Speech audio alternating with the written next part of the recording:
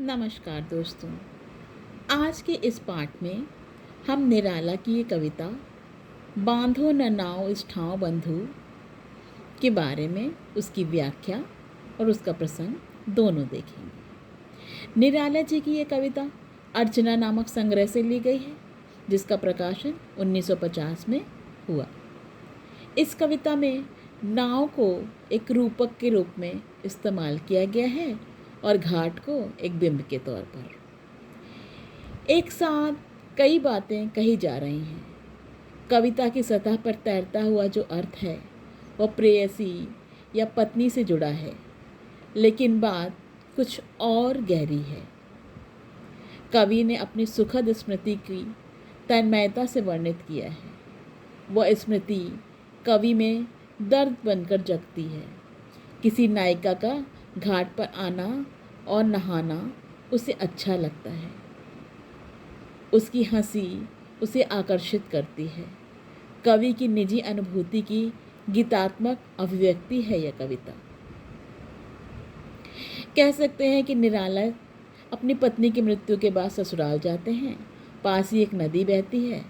संध्या को इस नदी के घाट पर बैठकर सांझ नदी, पेड़ों, तटों को देखते हैं। उनके कवि मन में पत्नी के वियोग से उपजी एक भाव नदी बनकर बह निकलती है। इस नदी में वे सारी स्मृतियाँ शब्द चित्र बनकर निकलते हैं जो उनकी पत्नी के जीवित रहते हुए और जीवन के संबंधों में सरलता देते हैं। कविता की प्रथम पंक्तियाँ हैं, बांधो न नाव इस ठाव बंधु, पूछेगा सारा गांव बंधु, या घाट वही जिस पर हंस हंस कर वह कभी नहाती थी धंसकर, आंखें रह जाती थीं फंसकर, कँपते थे दोनों पांव बंधु।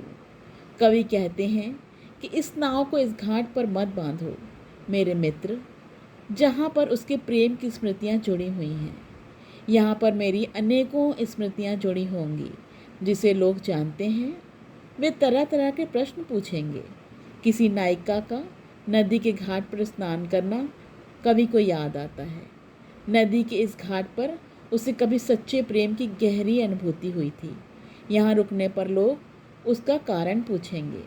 वह आगे कहता है कि हे नाविक बंधु, वह उसी घाट पर नहाते हुए देखा करता था। पानी में डुबकी लगाती युवती के सौंदर्य में, उस अद्भुत सौंदर्य में कवि खो जाता है, कवि खो जाना चाहता है।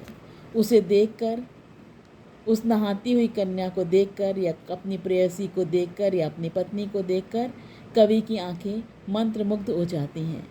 सौंदर्य की स्थिति और हृदय की व्याकुलता के कारण उसके हाथ पांव कांपने लगते हैं। कवि की भावना और कल्पना में बसने वाली वह युवती जब हंसती थी तो उसकी वह मूक हंसी बहुत कुछ कह जाती थी। वह हंसी बहुत कुछ कहती थी, फिर भी अपने में रहती थी। सबकी सुनती थी, सहती थी, देती थी सबके दांव बंधु। हंसने के बावजूद वह अपने आप में सिमटी रहती थी। यहाँ कहीं कवि स्त्री की विवशता या बेबसी का चित्र अंकित करते हैं।